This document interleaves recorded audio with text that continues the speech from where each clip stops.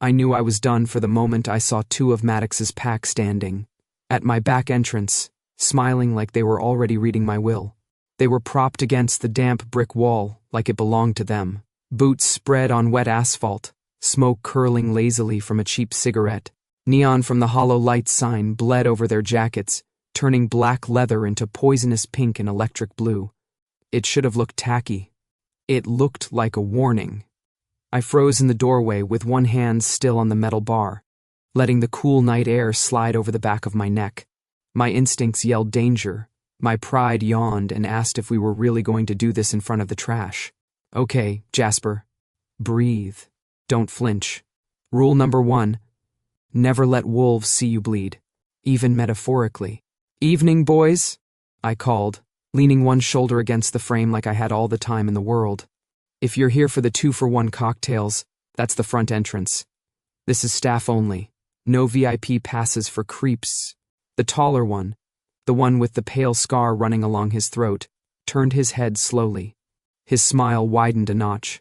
Relax, Omega, he said. Just getting some fresh air. Sure. From the thing burning between his fingers, with the smoke drifting straight toward my back door. My nose twitched before I could stop it. Maddox's pack had a heavy, aggressive scent, like cheap cologne poured over gasoline. I felt my own scent spike in response, instincts trying to make me smaller, less noticeable. I caged that reaction and strangled it. Fresh air, I echoed. Right outside my club. The one your alpha's been trying to push out of the neighborhood for 6 months. Totally normal. The other guy snorted, pushed off the wall and took a step toward me. Not close enough to actually invade my space. Just enough so his presence pressed against my nerves. I'm an Omega. We feel that kind of thing too well. I wanted to retreat and slam the door on their faces. Instead, I shifted my weight and pulled my phone out like this was just mildly inconvenient background noise to my busy schedule. Chill, Jasper, the second one said. We're just watching. Your place is nice. Be a shame if something happened to it. There it was. The words landed soft, but they echoed hard. Threat dressed up as casual conversation. The Maddox brand. My heart stuttered once and then picked up speed, beating a little too high in my chest. I'm not stupid. I've watched enough clubs disappear by accident to know the script. The trick is to never let them know you've already pictured your own place on fire. So I smiled. Then I guess it's a good thing you're here, I said lightly. If you see someone trying something, be dolls and call me first so I can grab popcorn. They traded a quick look. Their smiles didn't disappear, but something behind them sharpened. You joke too much, Scarthroat said. Sometimes it's useful to know your place. His tone slid right under my skin, cold and familiar. Old memories stirred, doorways I'd been shoved through, voices telling me exactly what my place was. I shut the door on those, too. My place, I said, is inside that club, where people pay me for the jokes you're getting for free. You're welcome. Before either of them could answer, I pushed off the frame, turned, and let the door swing closed behind me. The metal banged shut with a satisfying clang that sounded a lot braver than I felt. The echo followed me down the hallway. Only when the smell of Maddox's dogs was cut off by brick and steel, replaced by the familiar cocktail of alcohol, sweat, perfume, and faint ozone from the lights, did I let my shoulders sag for half a second. They weren't just watching. They were measuring me for a funeral.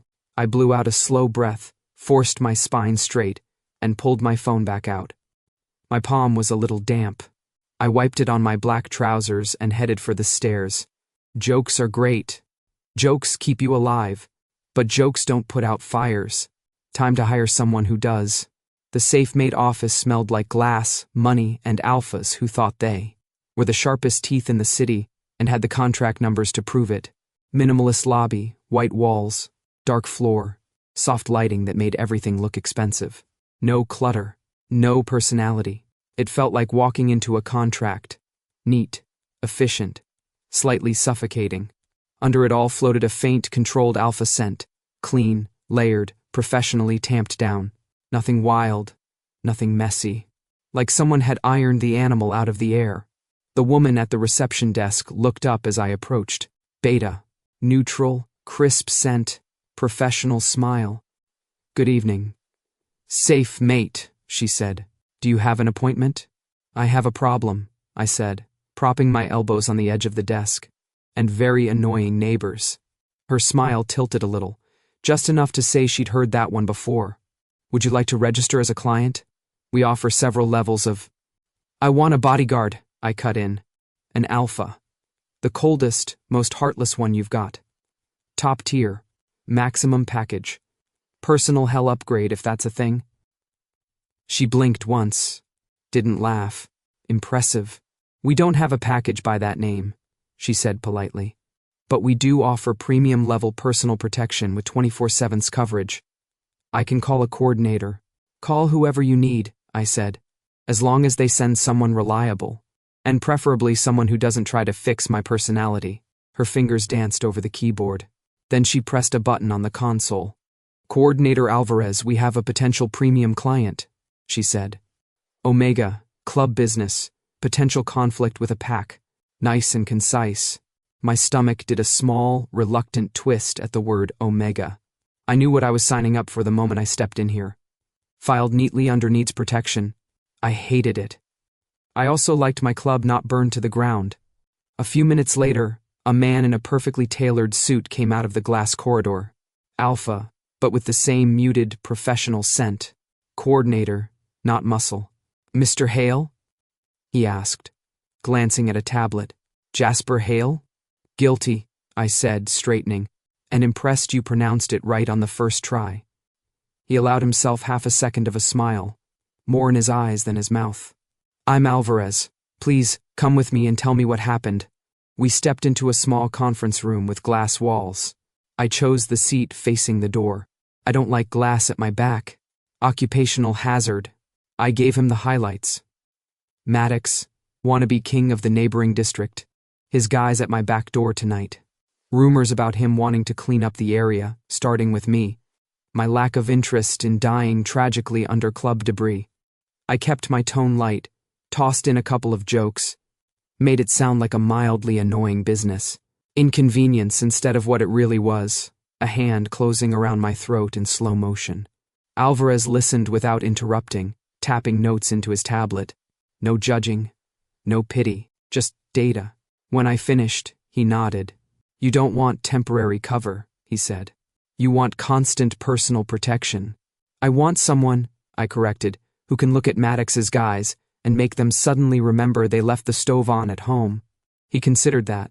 We have several alphas at the premium level, he said. One of them is currently between long-term assignments. I should warn you, he's strict. Very serious about protocol. My favorite kind of word, I said. I love breaking protocol. He did not crack a smile this time. If you don't follow instructions, your protector has the right to terminate the contract, he said. For your own safety. Interesting. An alpha who can walk away. Not just muscle on a leash, but someone with enough weight to set his own conditions. Something warm and reckless flicked its tail in my chest. Show me, I said. I want to see him. Alvarez tapped his tablet again, then inclined his head. I'll call him up. I was expecting big and dangerous. Maybe loud, maybe vulgar. The kind of alpha whose scent hits you first, like a brick wall, and whose ego arrives 5 minutes before he does. I was not expecting him. The air in the room shifted before I even saw his face, like the pressure changed, like a storm was considering whether to roll in. A clean, deep alpha scent poured into the space.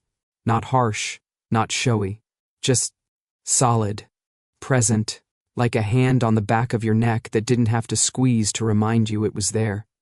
Then he walked in. He was tall, taller than me by a lot. Dark hair, cut short at the sides and a little longer on top, slicked, back in a way that should have looked old-fashioned, but somehow didn't. Sharp jawline, straight nose, a mouth that looked like it hadn't smiled in years. His eyes were steel.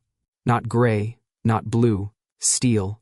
Cool, assessing, sharp. He moved like he'd already calculated the safest path through the room, and everyone in it. Every step, precise. No wasted motion. No unnecessary glances. He looked straight at me. My body reacted before my brain chose to. My pulse jumped, my skin prickled. The scent of him hit something deep and instinctive. danger and safety, and something else that I didn't have a name for. Victor, Alvarez said, one of our lead specialists. Premium escort level. Mr. Hale, this is your potential protector. Potential. Cute. Victor didn't offer his hand.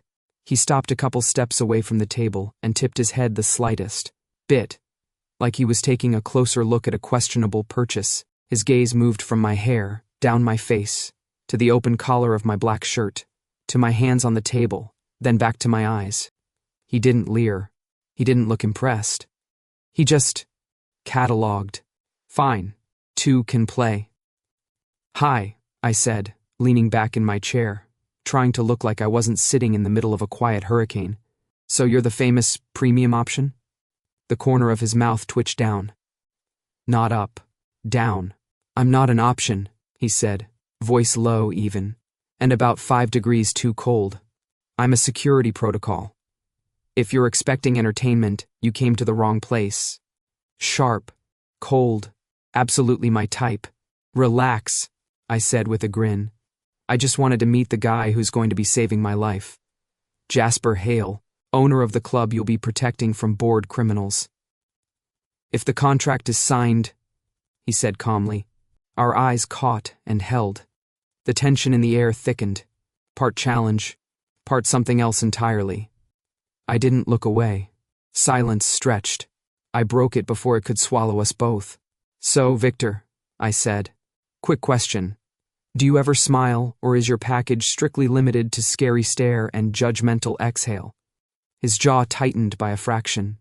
If you continue like this, Mr. Hale, he said quietly, I'll decline the assignment. Oh, there it was. The button. Something bright and reckless sparked to life behind my ribs. I let my grin widen, slow and unapologetic. Perfect, I said. I'll take him. Alvarez cleared his throat. Mr. Hale, you'll need to review the contract, sign the documents. Where do I sign? I asked, still watching Victor. The contract landed in front of me a moment later. Pages and pages of legal protection, responsibility clauses, behavioral guidelines. Do not endanger yourself unnecessarily. Do not ignore your protector's orders. Adorable. I skimmed, caught the important bits, and signed, my signature looping a little more dramatically than usual. Then I looked up at Victor again, and flashed him my most provocative smile. Congratulations, I said. You're officially in charge of making sure I don't die. Good luck. Honestly. He held my gaze, expression unreadable. But I saw it. The tiniest twitch in his hand, a small flex, like he was resisting the urge to curl his fingers into a fist. And yeah, I knew right then this alpha was going to destroy me. The only question was how. When Victor showed up for his first night of work, I expected him to at least look slightly out of place in the neon chaos of hollow lights. Maybe a stiff alpha in a crisp suit, glaring at the base as if it personally offended him. Instead, he blended in like a shadow that had always been here. He moved through my club with a kind of controlled quiet I'd never seen in an alpha. No heavy steps, no exaggerated posture, just precision. Every muscle knew exactly where to go. Every glance cut straight through crowds without lingering longer than necessary. It was unsettling, and, annoyingly, very attractive. I walked half a step behind him, watching as the colored lights washed over his shoulders. You're very quiet, I said, raising my voice over the music. I'm observing, he replied. Most alphas observing something look like they want to bite it, I pointed out. You move like you already bit everything worth biting. He didn't respond, which was rude, honestly. We reached the bar. The neon strips reflected off the polished counter, and bottles on the shelves glowed like stained glass. Victor stood next to me, too tall, too composed, too there. I leaned in, just a little, enjoying the way his scent shifted when I got closer. He stepped away an inch. I took half an inch back toward him. He stepped away another inch. I followed again. By the fourth round of this elegant dance, he gave me a look that could have frozen steam. Stop, he said quietly. I'm just testing your reaction speed, I said, smile bright. Spoiler, impressive. Mr. Hale, he said, posture tightening. A professional protector requires space. I tilted my head. Is that in the contract? It's implied. Everything fun is implied. A muscle ticked in his jaw. We made our way toward the VIP section. The crowd parted instinctively around him, not out of fear, but because he radiated the kind of energy that said, "Don't waste my time." I couldn't help it. I drifted closer again, shoulder brushing briefly against his arm. He moved away, sharp and controlled. "Why are you like this?" I asked. "Like what?" "So, allergic to proximity." He gave me a cool, disapproving glance. "Where I'm from, Omegas behave more appropriately around Alphas." "Oh, great," I said loudly. "He's from the land of good manners." "No wonder they exiled you." He didn't rise to the bait. He simply ignored me with the elegance of someone who'd had far too much practice. We entered the very important person lounge. Blue lights pulsed beneath the floor, the low beat vibrating through the couches. A group of regulars nodded at me. I waved. Victor scanned the space with a quick sweep. His eyes darted briefly to a broken glass on the ground near the bar partition. "I'll handle it," I said, stepping toward it to pick up the shards. Too fast, too careless. A sharp bite of pain shot through my palm. "Damn it," I hissed, looking down. A thin slice across my skin, blood welling up instantly. The sting hit a beat later. Before I could reach for a napkin, a hand closed gently around my wrist. Victor's hand. His grip was firm but careful, guiding my palm upward so he could see the wound. His scent rolled over me, controlled, cold, deep, and my breath stuttered, betraying me before my brain caught up. "We're going to the back," he said flatly. "It's just a cut," I said. "You're bleeding." "I do that sometimes." His eyes snapped to mine. "Now." "Fine, bossy." He walked me to the back hallway, toward a narrow storage alcove filled with crates and cleaning supplies.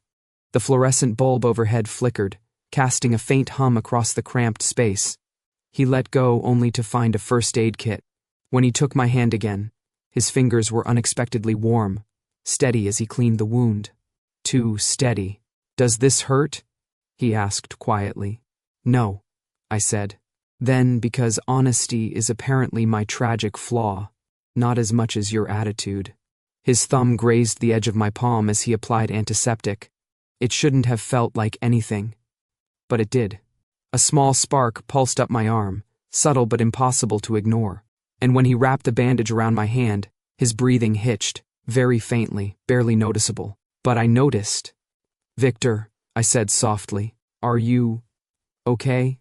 He didn't look at me. "You're too close. I'm literally pinned between you and a shelf of disinfectant wipes, and yet you are still too close," he muttered. Oh, that was interesting. Before I could savor the discovery, he released my hand like it burned him. He turned away, scanning the cramped room, the crates, the door, the corners. But something about the way he looked around made my stomach drop. He wasn't checking. He was remembering. "You know this layout really well," I said carefully. He didn't react. "You didn't even hesitate coming here." I stepped closer. He tensed. "You knew exactly where the medical kit would be. Exactly where the light switch was. Exactly how the hallway bends." His shoulders rose with a slow breath. I moved until I was right in front of him. He didn't step back this time. His eyes locked on mine, steel and warning. "You've been here before," I said. "Haven't you?" A long moment hung between us, thick as smoke. Then his expression shuddered. "We're not discussing my life," he said, voice clipped. That wasn't a denial. "Mr. Hale," his jaw clenched. "Drop it." For once, I didn't smile. I just watched him, the cold coil of curiosity tightening in my chest. He stepped past me without another word, and I felt it, the first shadow of something bigger, something sharp, buried deep under his perfect composure, something that had been here, long before I ever arrived. Victor didn't waste time. The moment we stepped into the very important person lounge, its velvet curtains drawn tight, leather, couches gleaming under the soft, pulsing lights, he turned to me with a sheet of paper in hand. A list. A literal handwritten list. If I didn't know better, I would have thought he practiced disappointment as a hobby. "Read this," he said. I snatched it before he could change his mind. "Rules of engagement. Stay within 3 meters of me at all times. Do not argue when I give an instruction. Do not provoke confrontation, verbally or physically. Report unusual individuals immediately. Minimize unnecessary contact." I looked up slowly. "That last one," I said, "is a personal attack."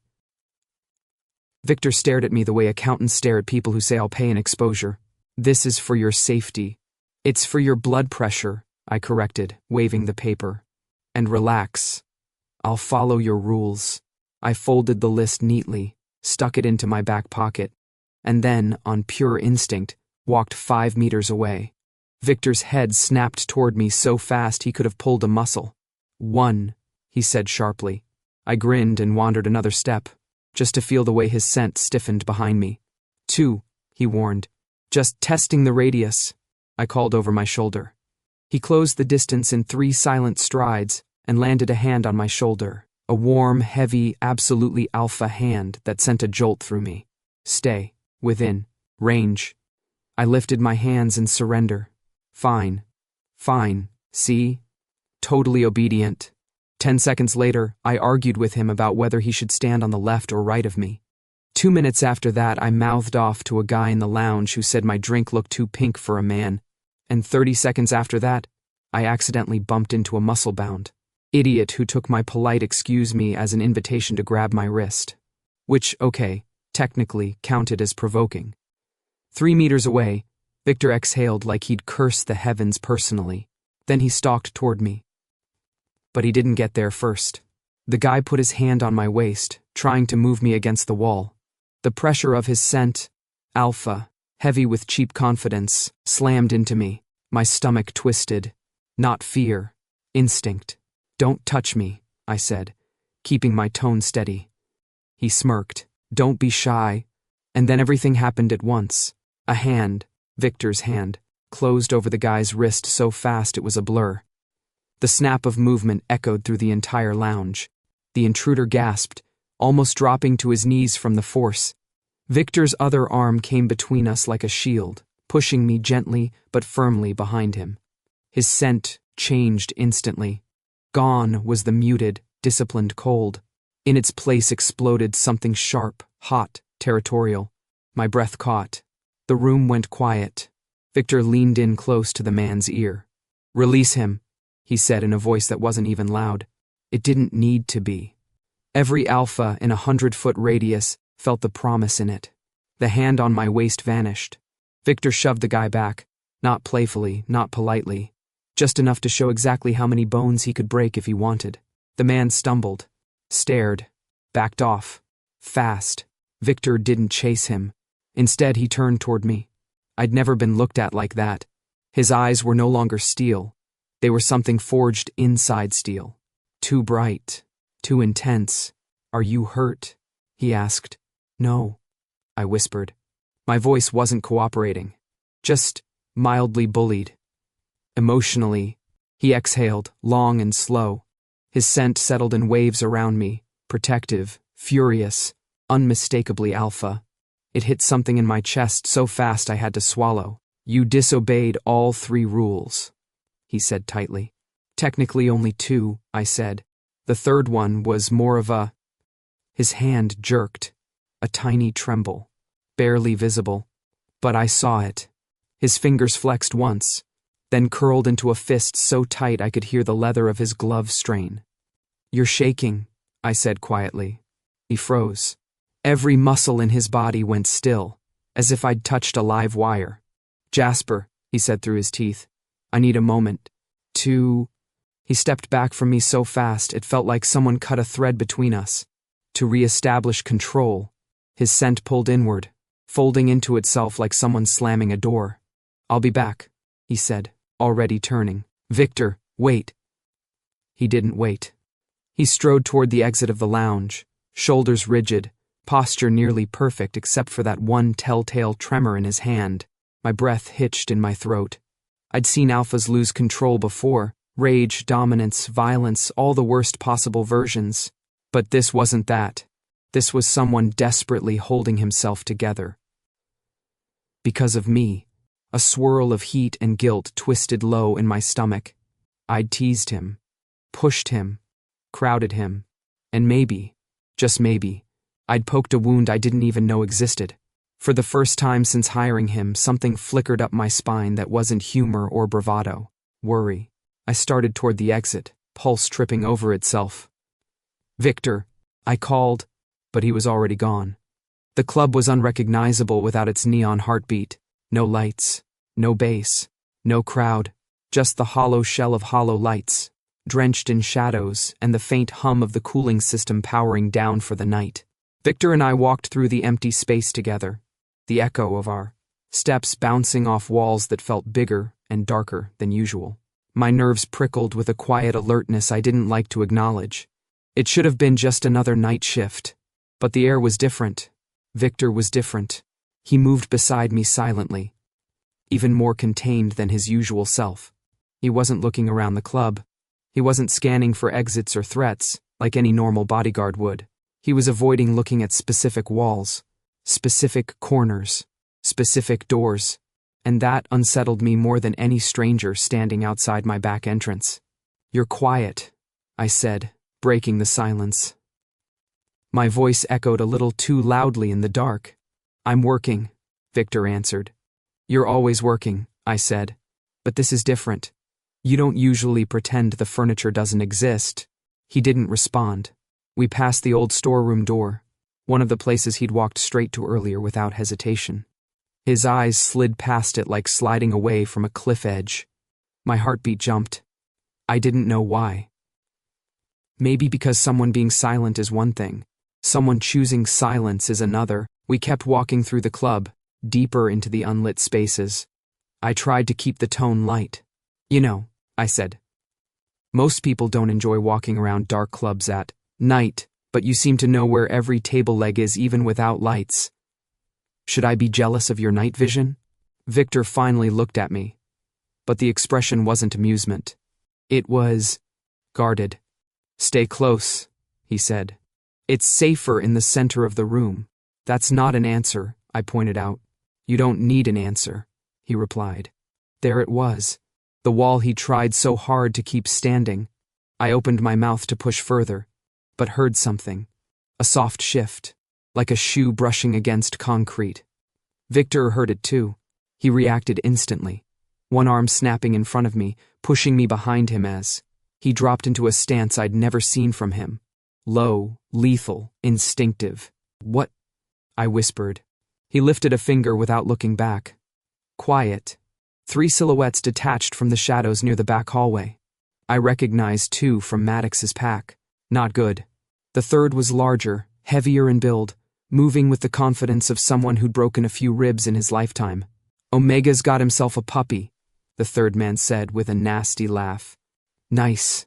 Victor didn't speak, didn't posture, didn't warn. He moved. Fast. The first man lunged toward me. Victor intercepted him mid-step, fingers locking around his arm and twisting with a crack. The second attacker swung a pipe. Victor ducked under it, slammed his shoulder into the guy's ribs so hard he wheezed, then sent him flying into a table. The third rushed forward, aiming straight for my throat. I didn't get the chance to react. Victor did. He grabbed the man by the collar and yanked him backward with a force that didn't feel human. They crashed into the wall, Victor's forearm pressing against the man's windpipe. The guy choked, clawing at his arm. Victor's scent exploded through the club, no longer controlled, no longer subtle. It was raw, dominant, a warning and a promise all at once. I'd seen him angry before, but this wasn't professional anger. This was personal. The man wheezed, "Holy, okay, we're leaving." Victor didn't loosen his grip. "Victor," I said, stepping closer. "He's done." His breathing was sharp, predatory. A few seconds passed before he dropped the man, letting him tumble to the floor. The 3 scrambled toward the exit, dragging each other out into the night. Silence swallowed the club again. I pressed a hand to my chest, surprised to find my heart pounding against my palm. Victor stood with his back to me, shoulders rigid, every muscle pulled tight like he was bracing against something inside himself. "Victor," I said softly. "You okay?" Another long breath, then another. Finally he turned. His expression had returned to something colder, but it wasn't fully rebuilt. The cracks were still visible. "Come upstairs," he said. "I want a better vantage point." He didn't wait for me to agree, just walked toward the stairwell leading to the roof. I followed, my legs moving on instinct. The rooftop air was cool and smelled faintly of the river. The city lights glittered below us, the hum of distant traffic drifting on the wind. Victor stood at the edge, hands on the railing, staring out into the darkness like he could see far beyond the skyline. I walked up behind him, stopping at his shoulder. Our breaths mingled in the cold. Neither of us spoke at first. There was the quiet settling of night, the faint creak of the metal railing, the sound of my pulse still racing. Finally, I exhaled. "You didn't fight like that because of protocol," I said quietly. Victor's jaw tightened. "My job is to protect you. That wasn't your job talking." He didn't deny it, didn't confirm it, but his scent lingered around me, still sharp, still hot, less controlled than he wanted. And suddenly, standing beside him on that rooftop, the fear I'd felt slipped into something else, something warmer, something that made my hands shake a little. He protected me like I was his. I didn't say it aloud, but the thought rooted itself deep inside me, and I couldn't unthink it. Victor didn't even wait until morning. We got back inside after the rooftop incident, and he went straight to my office, my private little sanctuary, above the dance floor where I kept paperwork, whiskey, and the illusion that I had control over my life. He didn't sit, didn't even glance at the leather chair across from my desk. He just stood there in the middle of the room, back rigid, jaw locked, looking, like he was deciding between yelling at me or handcuffing me to something. "Pack a bag," he said. That was his opening line. I blinked. "For what? A romantic weekend getaway?" "You're moving," he said, voice sharp enough to cut glass. "Tonight." My eyebrows shot up. "Excuse me?" He took a step forward, scent tightening, dominant and irritable. "This building isn't secure. The club isn't secure. You're an active target of a hostile pack. Their men got close enough to put hands on you twice. That won't happen again." "Well, no, because you threw them into furniture." "That's not a solution," he snapped. I bristled. "It worked pretty well. This isn't a joke, Jasper. I'm aware." "No," he said, low and close, eyes burning into mine. "You're not." He reached into his jacket and pulled out a set of keys. Plain metal, cold, unfriendly. "This is to a safe apartment," he said. "Top floor, reinforced doors, secure entry. Only I have access." The words "only I have access" sent a very unhelpful shiver down my spine. But still, I crossed my arms. "I'm not going anywhere." "You're going," he said. "No, I'm not," I countered. Victor inhaled, slow and dangerous. "Jasper, Victor." We stood like that for a long moment. Alpha and Omega.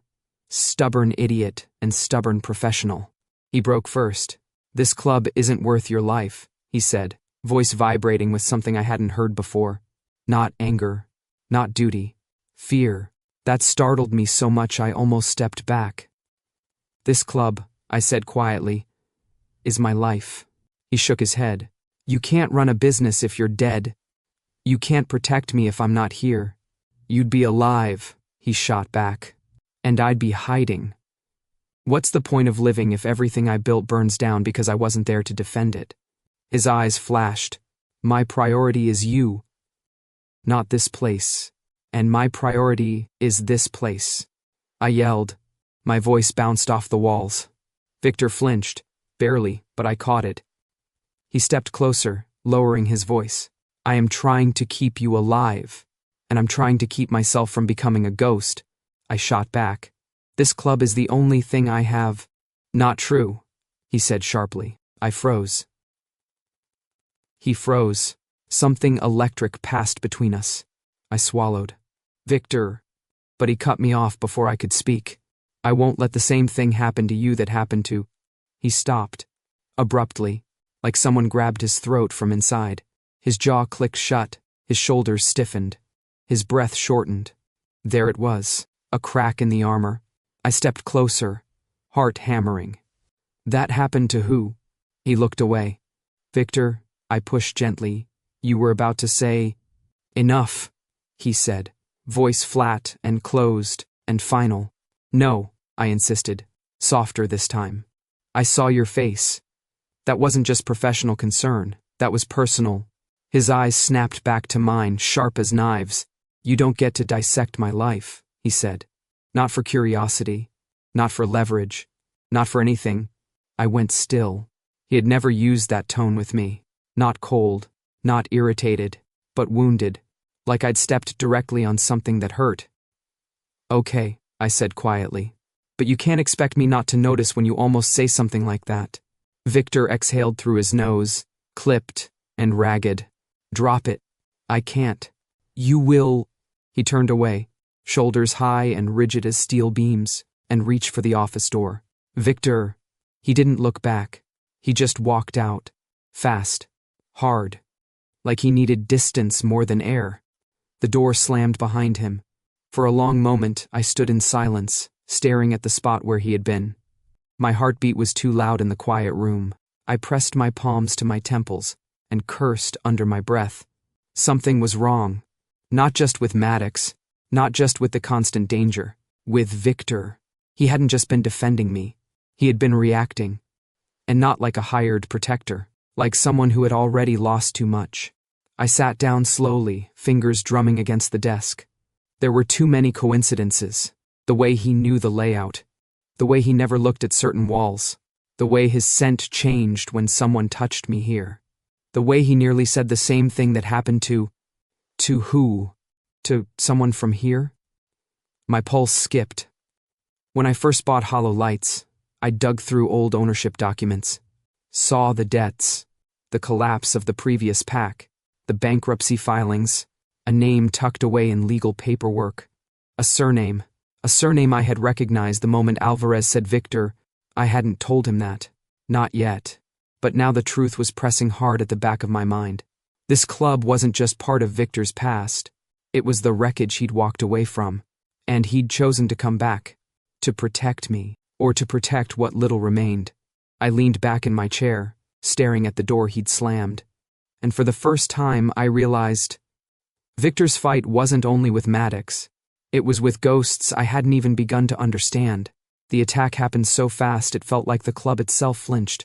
One moment I was crossing the service hallway behind the bar, heading toward my office with a stack of invoices. The next, the emergency lights flickered red, and two silhouettes broke from the shadows. Fast, silent, wrong. Jasper, move. Victor's voice cracked through the corridor like a whip.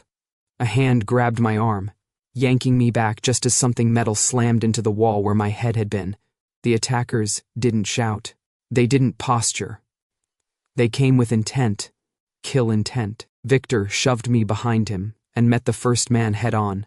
The sound of fist against bone echoed through the narrow hallway, violent, sharp. The second attacker lunged for me from the side, but Victor blocked him too, moving with a speed that felt inhuman. But 2 was too many. 3 was impossible. A third figure appeared further down the hall. I caught a glimpse of Maddox's insignia on his jacket. My throat tightened. Back, Victor barked. Back. He drove his elbow into one attacker's ribs, grabbed my wrist, and practically dragged me down the corridor. I stumbled, breath caught in my throat, adrenaline pounding. The door to the small office with frosted glass loomed ahead. Victor shouldered it open, shoved me inside, slammed it shut, and locked it. Then the silence hit. Thick, heavy, electric. Victor's chest rose and fell too fast. His scent was everywhere. Rage wound tight like a wire, dominance spiking hard enough that my instincts trembled. I pressed myself against the desk to steady my breathing. Victor, are you hurt? He didn't answer. He turned toward me slowly, the low glow from the emergency panel painting his cheekbones in harsh red.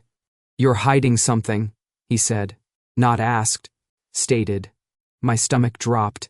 What? You're hiding something, he repeated, and I want to know what the hell it is. His voice wasn't raised. That made it worse. What are you talking about? I tried. Jasper. My name in his mouth sounded dangerous. 3 attacks in a week. Only your club. Only you. No territory disputes. No financial gain. Just you. It's Maddox. Isn't Maddox, he snapped.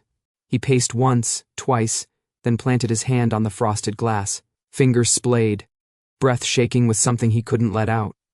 I swallowed hard. Victor, you know this place too well, he said. You knew which debts it came with. You knew its history, and for some reason you chose me out of every protector SafeMate has. I froze. He turned, eyes steel hot. Why? My throat closed. Words shriveled. Tell me. I tried to find a lie. Any lie. But he'd see through it. He always did. I exhaled, shakily. Okay, I said. Okay. You want the truth? He didn't move. Didn't blink. It's because this club, my voice faltered, belonged to your pack. Something in his expression shattered. I pushed on, heart hammering. When I bought it, I saw the papers, the bankruptcy filings, the transfers. I saw your surname. I didn't know if it was you or someone related to you at first, but I knew you'd been connected to this place. The silence that followed was vicious. Victor stepped toward me, slow and terrifyingly calm. You knew. Yes. You knew before you hired me. Yes. You knew before you let me set foot in here again. Victor, you knew, he repeated, voice breaking on the edge of fury. And you said, nothing. I swallowed hard.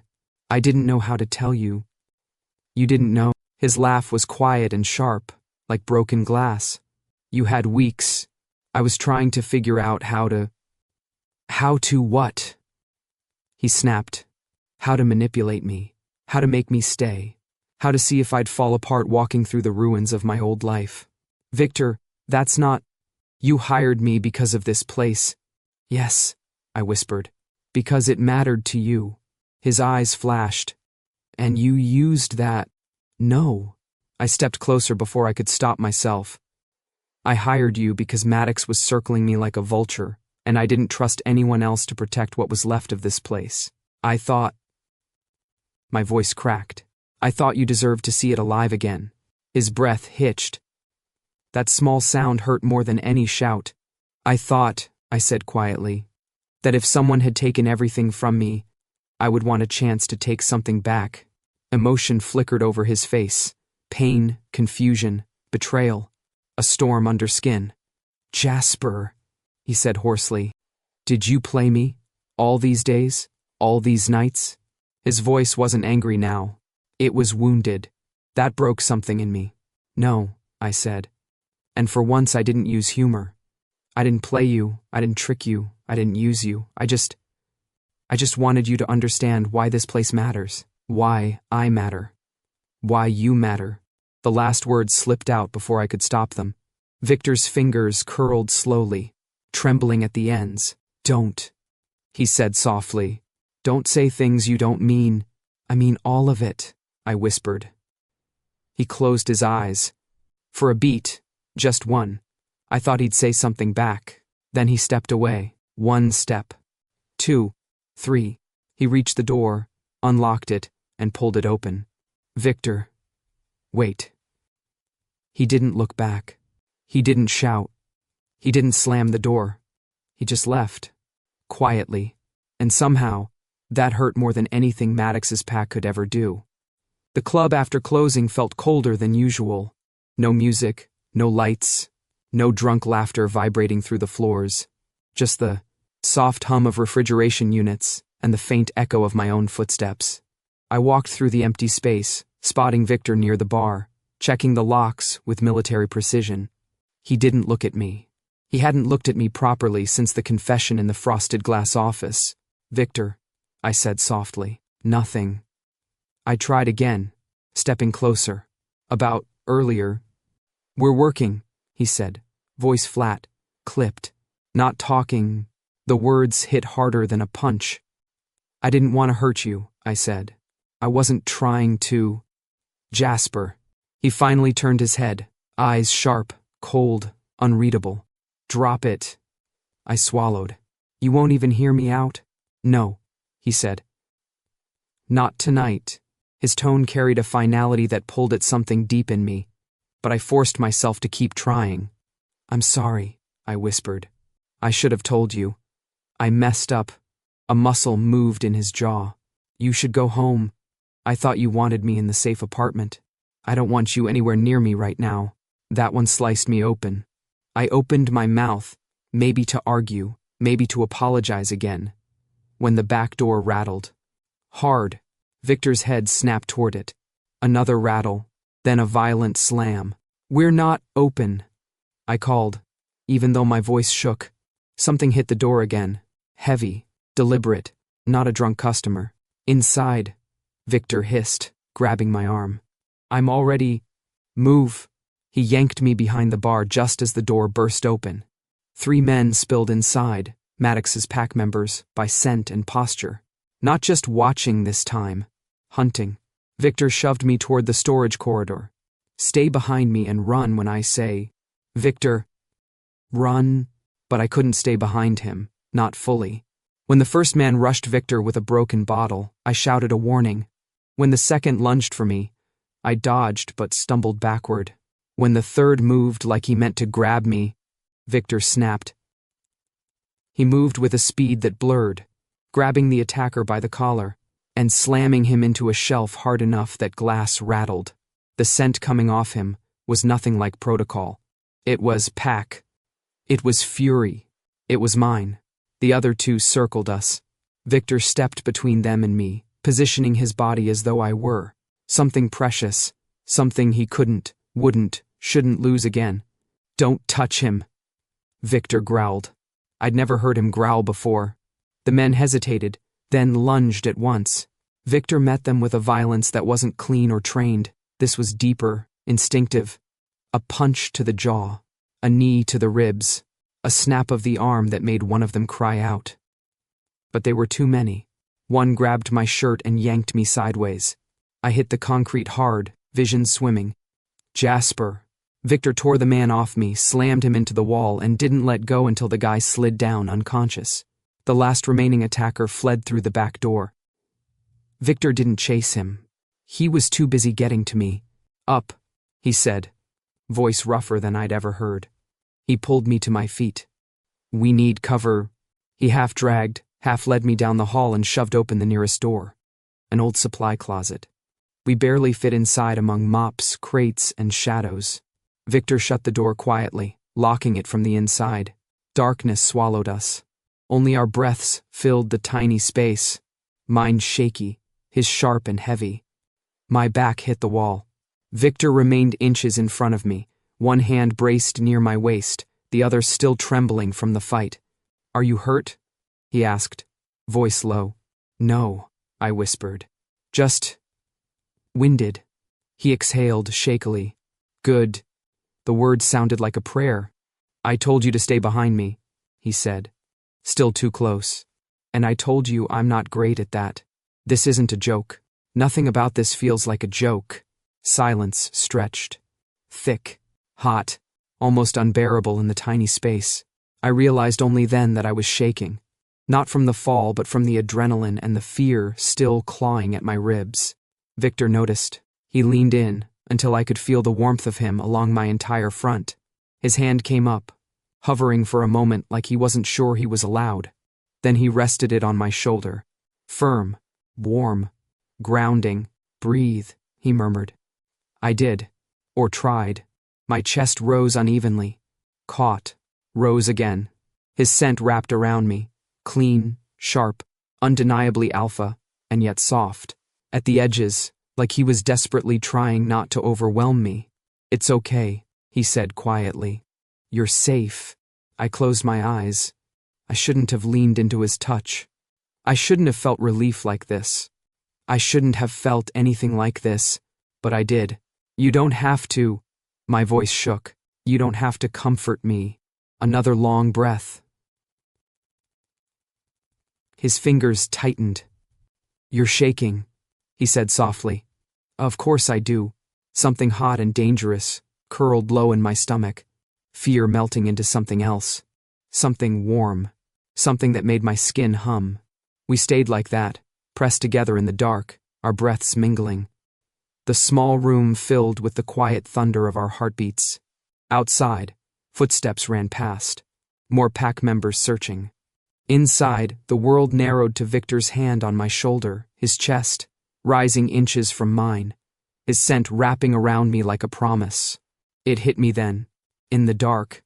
He wasn't protecting me as a client. He wasn't even protecting me as an Omega. He was protecting me like I belonged to him. And I didn't know how to breathe around that truth. The supply closet felt even smaller the second the danger outside faded. Footsteps retreated down the hall. Distant voices shouted orders. A door slammed somewhere in the club. But in here, only our quick breaths, the thrum of adrenaline in my veins, and Victor, towering over me, chest rising, and falling in sharp, uneven pulls like he was fighting something far larger than Maddox's pack. I realized then, in one brutal flash of fear, that I wasn't scared of the men trying to kill me. I was scared of losing him. Victor, I whispered. He didn't move, didn't step closer, didn't pull away. His hand was still on my shoulder, warm, steady, grounding, but his eyes were full of something raw, something like guilt, something like longing, something like war. You shouldn't have come between them and me, he said hoarsely. I wasn't going to let them touch you, I replied. That isn't your job, and letting me be ripped apart isn't yours, I shot back. His jaw tightened. I'm supposed to protect you, not... He cut himself off, chest trembling. Not feel... He didn't finish the sentence. Neither of us could. Silence thickened between us. My throat burned, my pulse skipping in uneven beats. I reached up with my uninjured hand and grabbed his wrist gently. He stiffened. Victor, I said again, voice barely above a breath. Look at me. He did, slowly, carefully, as if looking at me was dangerous. I don't want you to leave, I said. His breath hitched. You should want that, he murmured. After everything. After what you learned. After the truth I tried to hide. I don't care about the truth, I said. I care about you. His eyes widened, just slightly. But on Victor, that was the equivalent of a scream. I picked you, I whispered, because you're the one I trust. Even when I shouldn't. A long, shaky exhale escaped him, fogging the small space between us. His hand slid from my shoulder to my jaw with the slowest, most cautious movement I had ever seen from him, like he expected me to vanish if he touched me the wrong way. His thumb brushed my cheek, barely. A tremor of warmth. Jasper, he murmured, voice breaking at the edges. Don't say things you don't mean. I swallowed, hard. I mean all of it. I've never been more sure of anything. He closed his eyes for a moment, as if the weight of that crushed him and held him together all at once. When they opened again, the steel in them had softened. Still sharp, still intense, but different. Softer. Braver. More his. He leaned his forehead against mine, our breaths mixing in the tiny dark room. You terrify me, he whispered. I know, I murmured. I'm very brave for dealing with myself. A startled, broken, almost laugh left him. It sounded like something healing, something human. He cupped my face with both hands then, slowly, reverently, as if he were memorizing it. My pulse fluttered under his thumbs. I didn't dare move. When he finally spoke, it was low and rough. You can walk away right now, he said. You can tell me this is fear or adrenaline or confusion. You can go back to your life and I'll do my job. I'll protect you. I'll keep my distance. I'll forget this moment ever happened. My chest tightened painfully. And if I don't walk away, he swallowed. Then don't ask me to pretend anymore. The world tilted. I didn't walk away. Instead, I reached for him, fingers curling around the collar of his shirt, and pulled him closer, not to kiss him, not yet, but to show him, wordlessly, unmistakably, I choose you too. He breathed in sharply, like that choice hit him harder than any punch ever had. Slowly, carefully, he lifted my hand from his shirt and held it between both of his, pressing it to his chest. His heart thundered under my palm, steady and wild and unbearably honest. Then you stay with me, he whispered. Here. Now, I nodded. And Victor, ever cautious, ever restrained, ever holding himself back, finally let go, not in violence, not in dominance, but in surrender. He guided me downward, not forcing, not demanding, but offering. A moment of choice, a moment of truth. His hands never tightened, his body never pushed. It was quiet, careful, reverent. I knelt because I chose to. Because this, him, us, felt like the point where everything changed. His breath trembled. His hands shook. Mine did too. I looked up at him, heart in my throat, and smiled. A small, fierce, trembling smile. Now, I murmured, go ahead. Try to live without me. His expression crumpled. Just for a heartbeat. Tender. Devastated. Found. I can't. He breathed. I know. He leaned down, forehead touching mine again.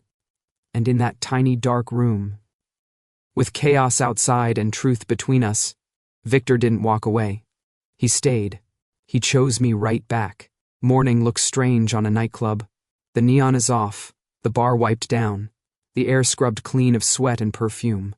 Without the pulse of music, Hollow Lights feels softer, almost shy, like it's catching its breath after surviving the week from hell.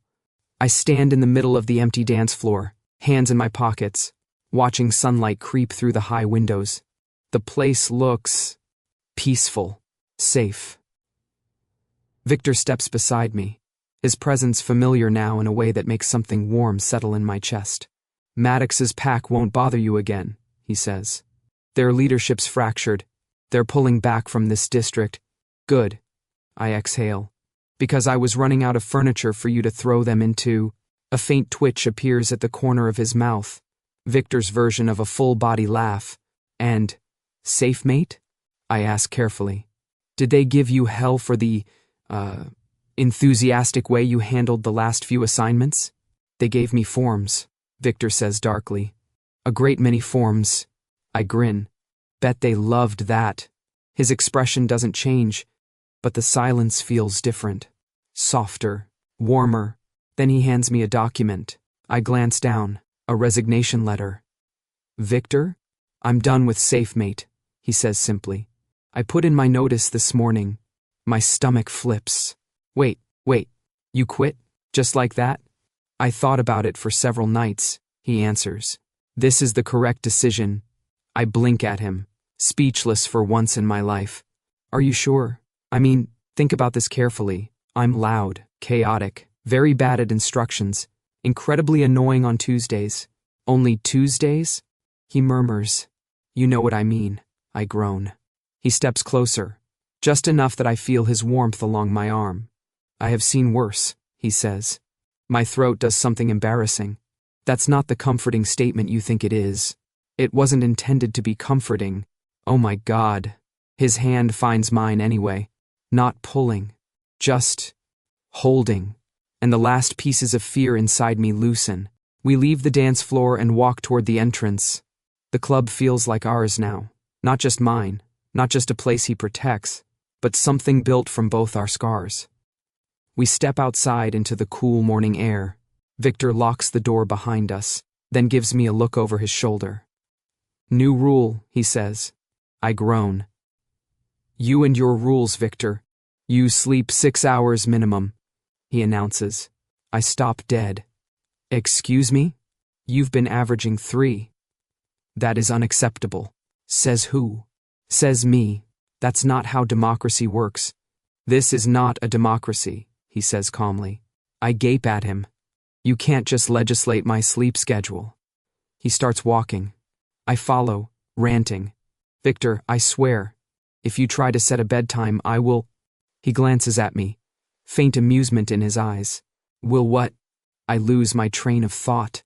I haven't decided yet. Then I recommend you think carefully, he says. Preferably after you rest. I groan again, loudly. He ignores me, even though I can see the faint curve of a smile tugging at his lips. We walk down the quiet morning street, hand in hand.